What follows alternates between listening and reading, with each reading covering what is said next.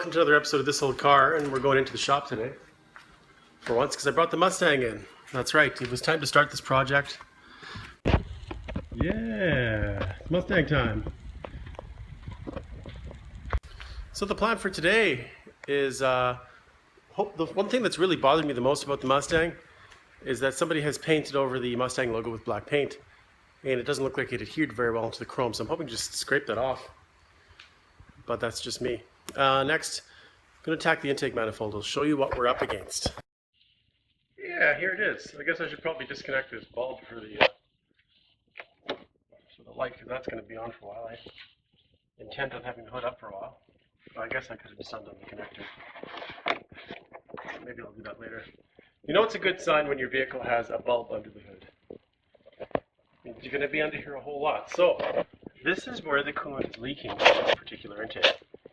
Somebody's tried to dab a bit of silicone on here and it has not worked.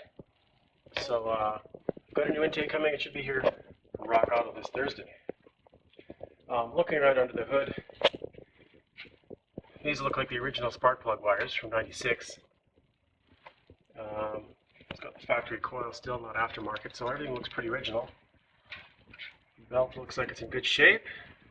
Can and air filter needs cleaning, but that's okay, because somewhere in the depths of my junk here, here's what this thing's gonna get.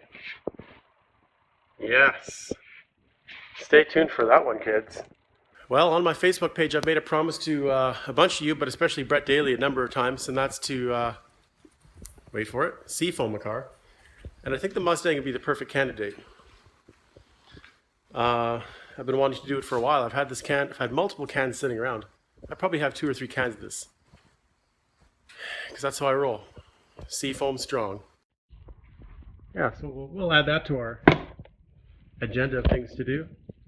The engine light's on, like I said in the previous video, could be due to a lean coat, because if the intake's pooched up in this corner, who knows, the runner, where it runs into the intake could be fouled up as well, or cracked, or whatever. But under the hood, things are pretty clean. I guess this probably at one point had a remote start hooked up to it. I was given no remote, so I'll check under the dash. Oh yeah, we got a ground here. Oh, funny things going on here. Who knows? Does this have Hydro Boost? I did not know that.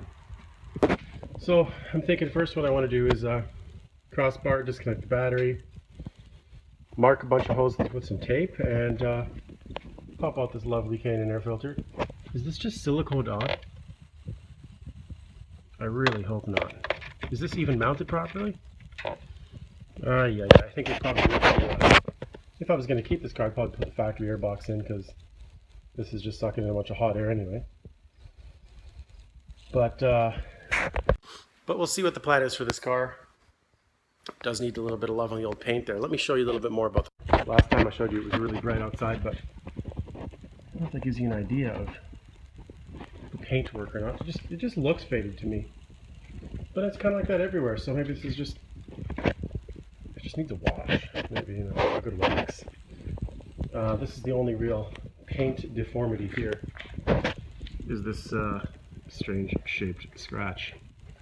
Somebody has nice enough to leave on there. Even got a gasket. I really do like these wheels as well.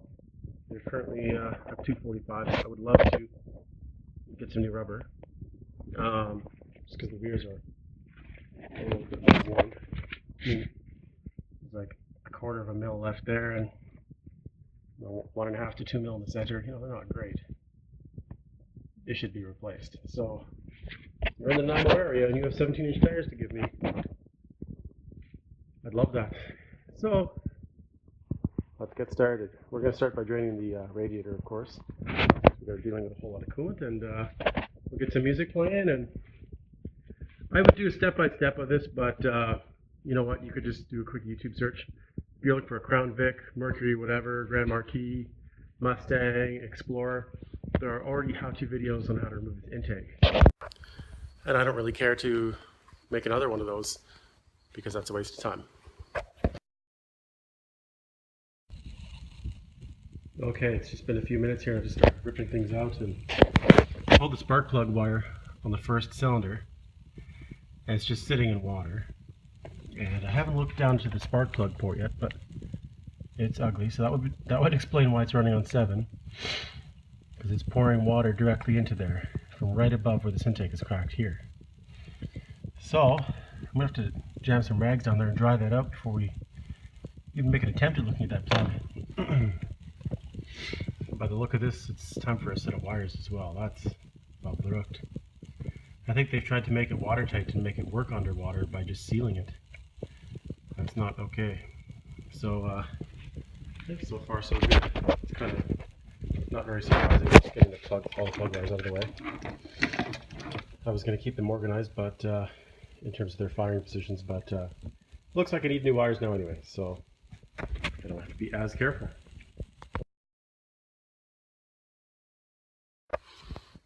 Well, I managed to get that intake manifold off, and I found a little creature feature. Let's check it out. Yeah, I got a few critters in the old cylinder valley here. I don't know if anybody's still home in there, but they've definitely got quite the little nest in there. They were drinking that sweet, sweet coolant. You can see it was running down from the intake here. It was pooling here, running down there, and also running to these spark plug ports on the first 2 cylinders in this bank. And there's our garbage gaskets. Let's just take a look at that for a second.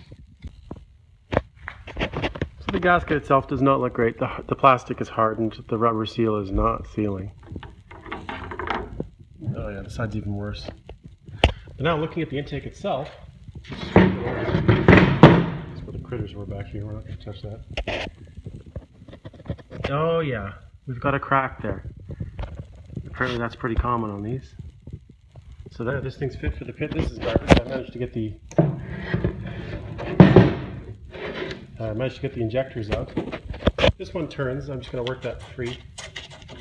They have all sorts of glue and crud around there. We're going to clean that up. Get the injector out. This is garbage. He tells me he just did the spark plugs like a little while ago. I don't think they've ever been done. Honestly, I don't think they've ever been replaced. That's